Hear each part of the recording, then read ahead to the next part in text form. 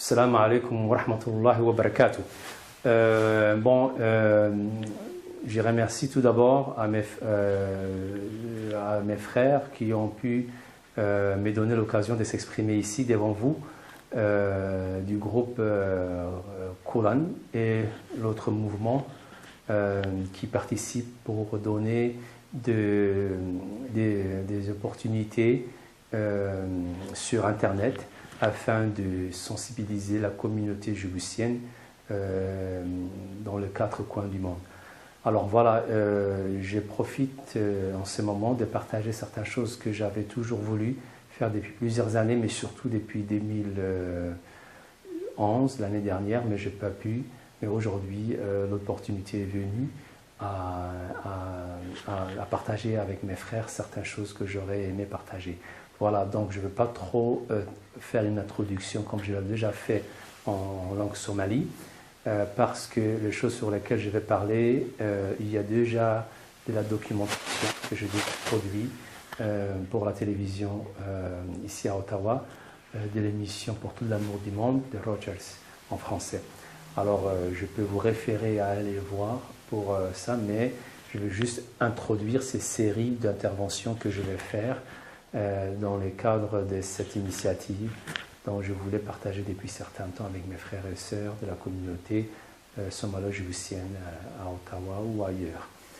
Alors voilà, depuis maintenant presque plus que 20 ans, nous sommes ici au Canada et nous sommes souvent spectateurs de ce qui se passe chez nous, à Djibouti, nos pays d'origine, ou c'est ceux qui viennent de la Somalie, ou que ce soit de la Somalie aussi, ou de l'Éthiopie, ou de l'Afrique d'une façon générale. Les Africains ou les Somaliens qui sont ici sont au moins maintenant en masse depuis presque 20 ans. Ou bientôt 23, ou certains, ça va être 25 ans, donc c'est presque le 1/4 du siècle. Alors, et notre continent, l'Afrique, passe un moment tournant de son histoire. On a connu il y a quelques mois des choses que certains appellent la révolution du printemps arabe, que ce soit en Tunisie, que ce soit en Algérie, en Libye. Donc quand c'est arrivé en Tunisie, on avait à peine à croire que Ben Ali pourrait quitter comme ça, après 20 ans de résistance qu'il a obtenu de la France et d'autres pays en Europe et en Amérique. Alors finalement, le mur et les mythes de Ben Ali est tombé. Puis on s'est posé qui serait les suivants. On pensait que ça serait probablement en Égypte, parce que ça a commencé un peu la mouvance des contestateurs en Égypte.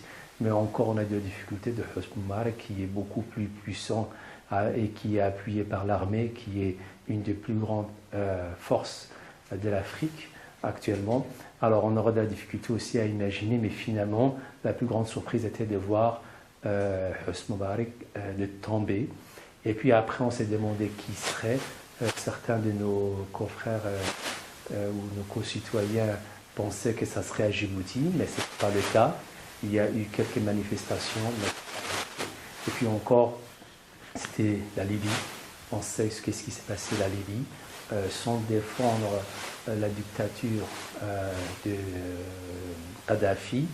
Mais quand même, on ne peut pas non plus se fermer les yeux de la manière aussi et la manière très opportuniste que certains pays occidentaux ont sauté l'occasion pour faire tomber Kadhafi. Et comme Bokar Diouf disait sur les ondes de Radio-Canada il y a quelques semaines, quand on fait tomber en Afrique, il a dit un proverbe, quand on fait tomber un baobab, il y a une répercussion de toute la région. Alors quand on a fait sauter Kadhafi, la répercussion aujourd'hui a touché le Mali.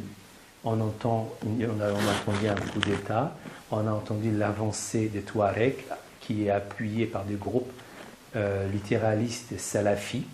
Donc voilà, donc ce sont les conséquences, les armes qui ont été pris des Liban a été utilisé dans l'offensive au nord du Mali. Voilà, et les conséquences n'est pas encore finies.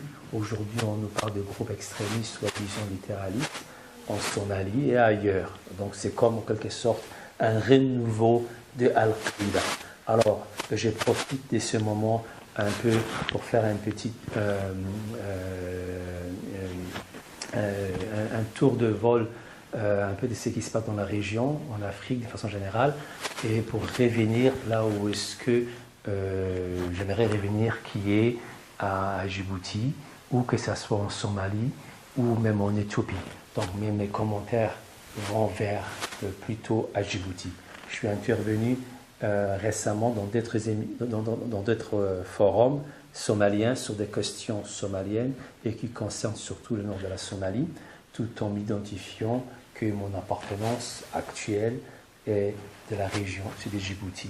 Mais je donnais un coup de main à mes frères qui habitent au nord de la Somalie afin de contribuer au débat et la réflexion sur l'avenir de cette région de la Somalie. Alors, mais aujourd'hui, je profite de cette occasion et je m'engage à continuer certaines séries d'interventions que je vais faire sur des questions actuelles, que ce soit au niveau politique, social ou spirituel. Puis en même temps, je vais prendre quelques études des cas. Alors, les prochaines études des cas que j'aimerais prendre, c'est au niveau de la demeure, ce qu'on appelle la famille. Alors, bienvenue pour cette émission que je lance surtout que je destine à mes concitoyens qui vivent soit ici au Canada ou ailleurs ou à Djibouti, pour donner des outils de réflexion, pour développer un esprit critique et des outils qui pourraient aider surtout la nouvelle génération qui sont aujourd'hui 15 ans, 16 ans, 17 ans ou 25 ans. Alors, mais pour ceux qui veulent connaître plus davantage sur certains cas dont j'ai déjà parlé dans des émissions à la télévision, dans le cadre d'un atelier qui s'appelle le 21 jours pour mieux gérer vos émotions, je vous réfère à aller dans cette émission qui s'appelle Pour tout l'amour du monde, animée par Ginette Gratton, que j'ai déjà produit 4 émissions qui durent chacun 1 heure, ou contacter par courriel à certains sites que vous retrouvez cette présentation. Voilà, où vous m'écrivez directement à moi pour que je puisse vous orienter ou vous dire où est-ce que vous allez trouver. Bienvenue et à bientôt. Salam alaikum wa rahmatullahi wa barakatuh.